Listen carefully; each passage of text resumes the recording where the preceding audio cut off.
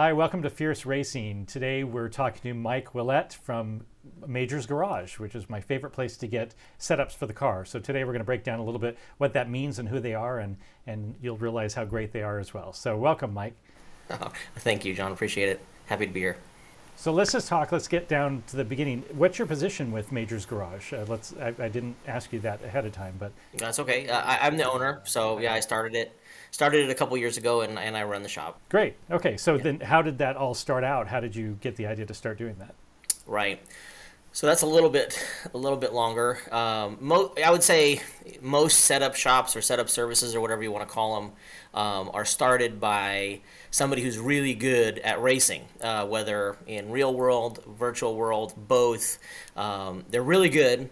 They build their own setups, and other people are like, wow, do you have a setup I could try? And they get the idea that, hey, I'm pretty good at this, and I should probably sell it. That is not my story whatsoever. So people oftentimes confuse me for being a really good iRacer. Again, furthest thing from the truth. I'm as average as you can get. If you look at my iRating in anything that I do, pretty dang average. But the Major's Garage was started as sort of a need because I run something called the Major Series. I don't know if you're familiar with it or not, but No, no. it's the largest private league on iRacing.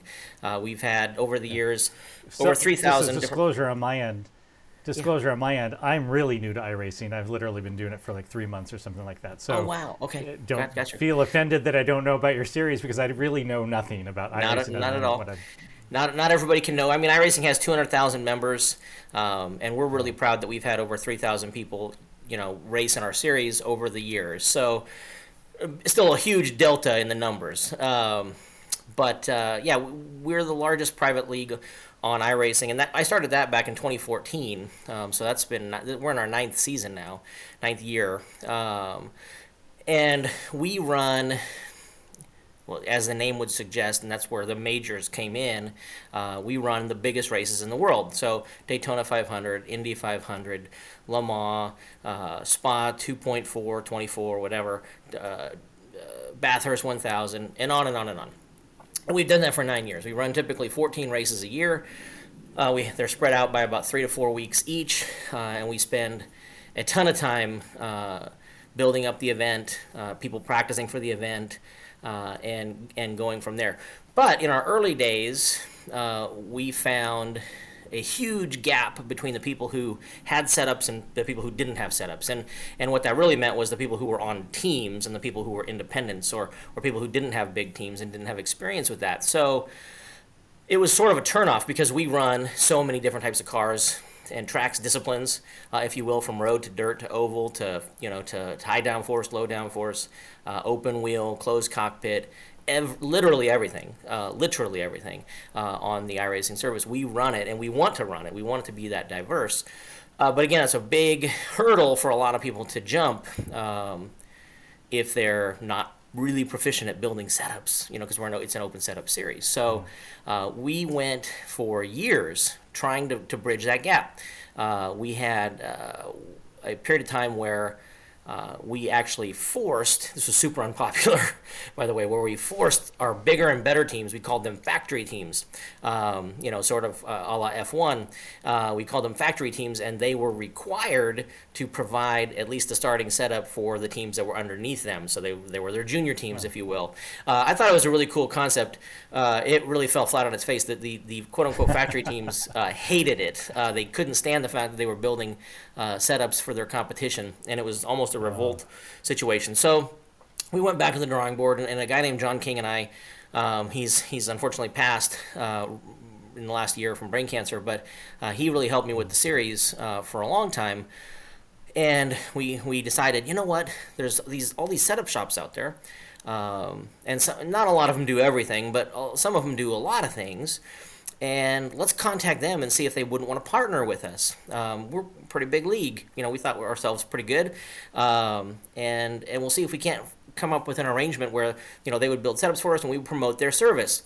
So I contacted pretty much everybody you can think of, all the biggest names in the business that we do, and was either ignored or turned down one by one. And I'd be lying if I didn't tell you I was a little frustrated by that, a little angry about that. Because again, I thought we had something really cool to offer them, and I thought it was a great solution for our series and for our members. And so it didn't take me long after those rejections to say, wait a second, we have thousands of members. Some of them are really good, and we tried to force our better teams to do it. They didn't want to do it, but maybe we flip it a little bit and we make it voluntary, and we say, would you like to be a part of something? And the Majors Garage was born. And so I reached out to our highest performing drivers on our best performing teams, and I said, would you be interested in building for X car for this coming up race in the season? Every single person said yes. So complete opposite to the previous. And I was like, okay, well, that's kind of cool. We're on to something. And in 2020, in May, so Indy 500 season, that was our first race with the Majors Garage. And at first, we were just going to build it for our series, because we run an Indy 500 about the same time that iRacing runs an Indy 500, usually a week earlier and 2 weeks earlier than the real event. And but because iRacing was running the event at the same time, and it's an open setup as well, we thought, well, gosh, why don't we build one for everybody? And that's really where it took off, from being just for the major series to being for anybody. And it was obvious, like super obvious, that was a popular idea. We had thousands of downloads of our Indy 500 setups. And again, we offered free setups at that time as well. We've done that from the beginning. And we had paid setups from the beginning. And it was amazing how popular the idea was. And so from that moment forward, we realized, okay, this is a winning combo. So we're going to build for our own series, but let's also start building for some of the more popular series within iRacing. And from there, I started adding builders and adding what I call them crew chiefs. Other shops call them builders or coaches or whatever. We call them crew chiefs at the Majors Garage. And we started building for more and more cars. And that was the genesis of it. And now we're up to over 65 cars that we built for, with 23 different crew chiefs. So long answer, sorry. No, it's amazing when you go there. I'm only in the Formula Renault 2.0, and I find every track I run into, you have a setup for, which is amazing. That's just one car. So, right. And I do see all the other cars you cover, so it's pretty impressive. So you mentioned that you're sort of a average iRacer. Did you start there, or were you an actual real world racer in the beginning? No. So my background is golf, believe it or not. So from the 80s to the 90s, I was pretty good. Matter of fact, I was a professional golfer in the 90s. Club pro mostly, but played in tournaments too, and did a lot of teaching. But I also met my wife about that time, and whether you're a race car driver or a professional golfer or whatever, time-wise, that's hard on a relationship. And I was good, I really was, but I wasn't good enough, if that makes sense. And so the grind necessary to be as good as I wanted to be versus the time away from my wife and my soon-to-be family, to me it wasn't worth it. So, I went in a different direction, started a different career in management, actually. But at the same time, I'm still a competitor at heart. So I found that I loved NASCAR late in the 90s.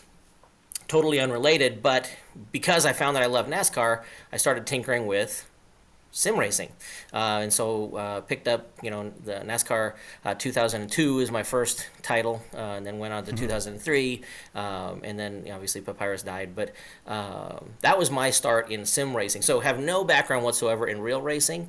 People are oftentimes disappointed to hear that. They're like, wow, I don't understand this. How could this be something that you're so into? But again, I like organizing things, and I'm a competitor at heart. So those two things put together sort of made for a good fit in sim racing, because I could do it from home. I could do it with all the zest and gusto that I wanted to do it with, how I wanted to do it. And I've loved it. Totally loved it ever since. Yeah, that's kind of how it's become with me.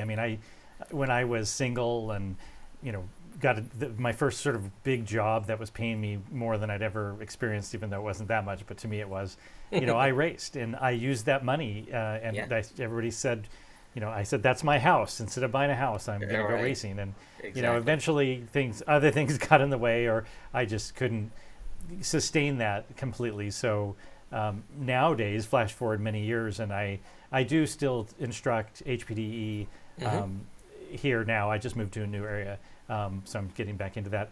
But I find iRacing just a great way to still enjoy the thrill of racing.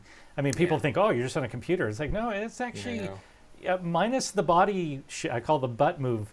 It's pretty realistic and it's fun. And so I see why you enjoy it so much. And I know a number of people who just do sim racing, and I think many of them are quite a bit more talented than I am. So I can't ever say, oh, well, I know how to really race. It's like, well, no. Funny aside. So now, are you still in Los Angeles, or you moved back to? No, I'm in Connecticut now. Oh my gosh! Wow. So huge change. Yeah. Okay, but you're still teaching real racing. I just started. Driving. I've only been here for 2 months, so I've been to one HPE event, and I'm working on getting licensed with NASA out here and stuff like that. So it's a process because I'm also buying a house, so it's like too many things going on. Okay, awesome. Well, when you're hooked, you're hooked. So when you love it, you love it. So that's cool. Yeah. Exactly. Where I saw that you had grown up in Oregon. Where from? Oh yeah, I grew up in Silverton. Do you know Silverton? Oh my gosh! So my brother-in-law lives in Silverton, and I grew up in Albany in the '80s. So I'm guessing we aren't that far apart. So funny. Yeah. No, I was there. I left for college in '83. I guess it was. Okay. All right. So. Well, you look younger than me, so that's good job. Well, thank you very much. I appreciate that. You don't look that old anyway. So. Well, I appreciate that. Anyway, let's talk a little bit about the setups themselves. Like a lot of people will watch this. My channel is a lot about the new driver, the new racer. Yeah. A lot of them may not understand what a setup is about. My story with setups is when I first realized how important they were was when I was actually real racing in the Spec Miata series out in California, and I was me, and maybe a friend would come help. So I didn't have setups for the track. I didn't understand what that meant, and I was able to be competitive up to the point where I met the teams or the drivers who had people setting up their cars. Yeah. So I could not ever kind of get up into that group, and I realized how important it was to set up a car. So can you talk a little bit about how you've kind of come to that and what you advise of young people when they kind of question that? Yeah. So as I said, with the major series, it became obvious how important the setups were. It was a have and have not situation. And there's a learning curve, so you can learn it for sure. And we recommend that people do. We think you should tinker and adjust the cars to your liking from whatever we build. It doesn't really matter. You're going to have a feel that you like, and you want to be able to get to that as quickly as possible. So the setups on the car. Talk a little bit about what it is. What's happening when you are developing a setup? Sure. But I'd rather you say it.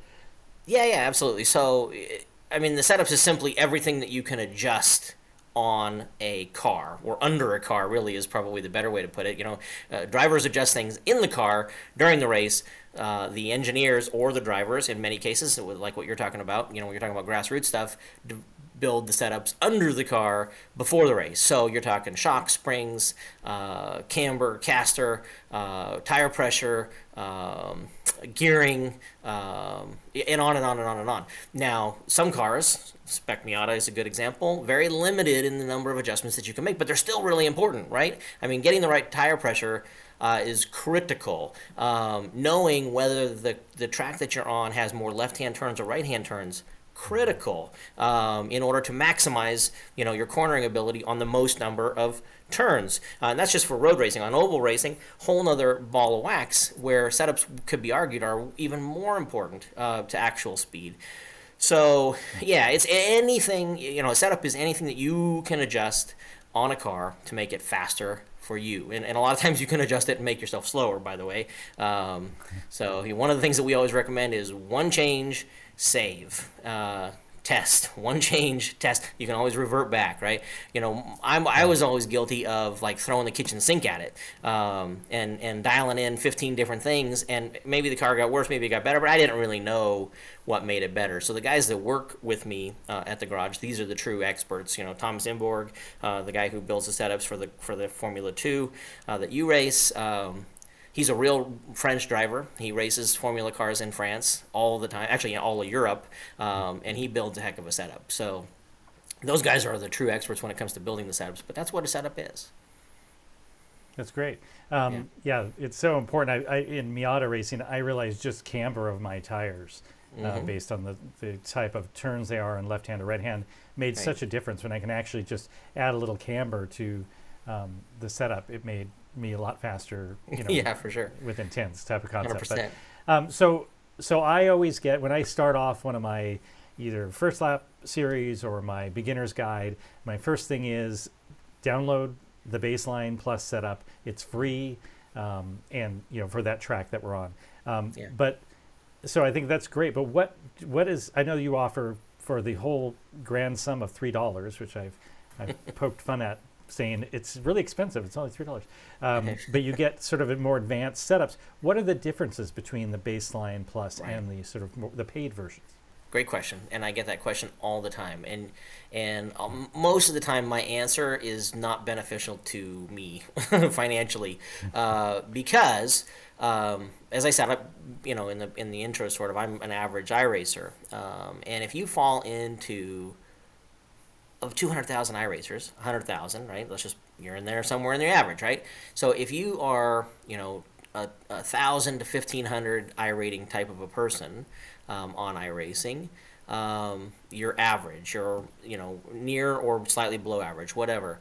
The Baseline Plus setups are really, we take the iRacing setup, their defaults, whatever they may be for that track, and we tune them slightly. Usually to make them more stable. That's the whole goal of doing that. They may not even have more top end speed than the iRacing setup, but they're more stable. My favorite comment, my favorite review of our setups when people give them, is when they tell us they feel like they're on rails, right? I mean, they don't. It's not how often they tell me they win a race. It's that they feel like they were on rails, that they could drive the car to its limit, to their limit, learn the track, and just perform at their best, right, for their skill level. So that's the idea behind the Baseline Plus setup, is just to be a super comfortable, stable setup that is slightly better than what you would dial in with the iRacing setup. Now, the driver setups, which is the next tier up, the $3 setup that you're talking about, or is part of our subscription packages, is going to be looser, or it's going to more free. It's going to have more rotation in the corners. Typically, it's also going to be slightly more on edge, harder to drive for the average person.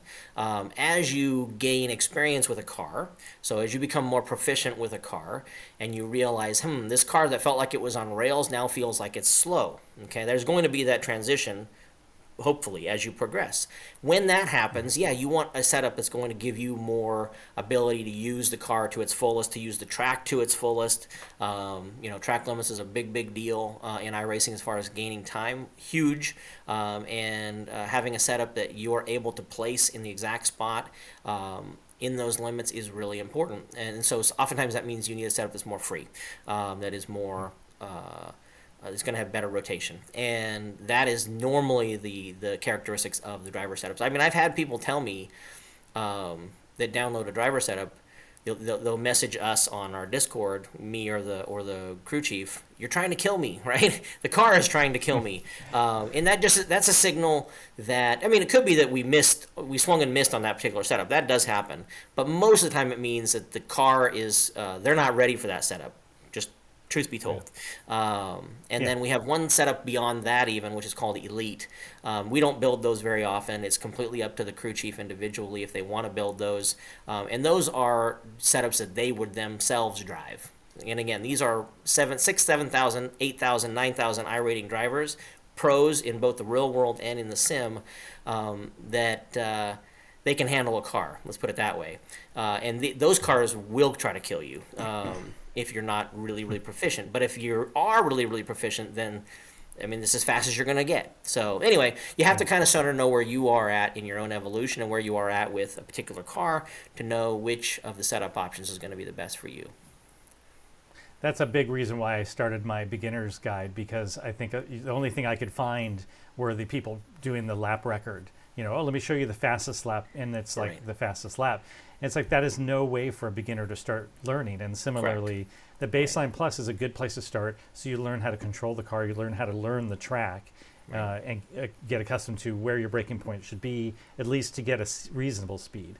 And then I actually I started with Baseline Plus and Road America with you, and then I downloaded the driver's version just to feel it. And I was hitting the rev limiter on the back straight because I realized you had probably far less downforce. It was, I could tell it was a little more touchy, for lack of a better term, but in a good way. I could tell it was more nimble. But the first thing I noticed is like, oh my God, there's so much less downforce on this version because I'm hitting that rev limiter, where in the Baseline I was not even, well, I was close, but not that close. So definitely can see that difference. But I love that. I love that you appeal to the beginning drivers so they can get accustomed to the car, and then you grow with them essentially. Yeah. So outstanding. Yeah. Cool. So, I'm sorry, do you have add on there? Nope. Okay. So let's talk about your coaching. Yeah. I like that you offer coaching. I haven't taken advantage of it yet. I will definitely do that as soon as I feel like I am coachable. I'm still learning every track and just figuring everything out. But what's a good time for somebody to take advantage of the coaching option? Yeah. So that is the opposite. Well, not really the opposite of what I talked about with setups, but coaching is everybody comes to the Majors Garage or any setup service for a setup, right? They're looking for a quick fix. I mean, let's just be honest. And we provide that. That's fine. It really is. But what they're really looking for is to be faster. I mean, again, if you want to get down to brass tacks, people come, they're looking for setups because they want to be faster. They want to be better than the person that they're racing against. They want to be better than they were. And whether you are in my boat, whether you're even more rookie than me in terms of ability, or whether you are a super high accomplished driver, coaching can benefit you. The best people in any field, it doesn't matter what field you're in, oftentimes, most of the time, you use coaches, right? I'm sure you're quite familiar with that. So, because it doesn't matter how good you are, doesn't release you from the need from coaching from a different perspective is really what that is. But certainly, I would say that if you're brand new to iRacing, if you want to improve faster, I mean, coaching is your way to go. So the cool thing is that we do have the track guides in terms of the hot lap videos that you can watch and you can use without going into actually getting a coaching session. We provide in the driver setup that you talked about something called a .olap file or a .blap file. I don't even know if you're familiar with those, but essentially that's your way of ghost racing against the person who built the setup. It is one of the most underutilized and also one of the most effective training tools you will have. You literally load up the sim, you load up their ghost lap, and you follow them. And you watch them drive off into the distance, to be honest. But you start to get closer and closer and closer. You follow their line, and before you know it, mimicry is a super effective way of learning quickly, right? So that is really what that is it's you're watching them do it in ghost form. Nobody's there to judge you. Nobody's there watching you. You're just racing against their lap, but with them on the screen. Really effective way of coaching without having to buy a coaching session. And the third thing we offer in those is the telemetry files. So if you use, whether we use VRS or whether you use a program like Motec or you use, whatever, there's tons of them, third-party software applications for telemetry. You can get a lot of data from telemetry. That's a little more advanced. So somebody who's maybe probably not brand new to the service, but if you've been doing it for a little while, telemetry can be a really beneficial tool. So those are all things, I know I'm not really answering your question about coaching yet, but those are all things you can do prior to getting coaching that can really benefit you. Now,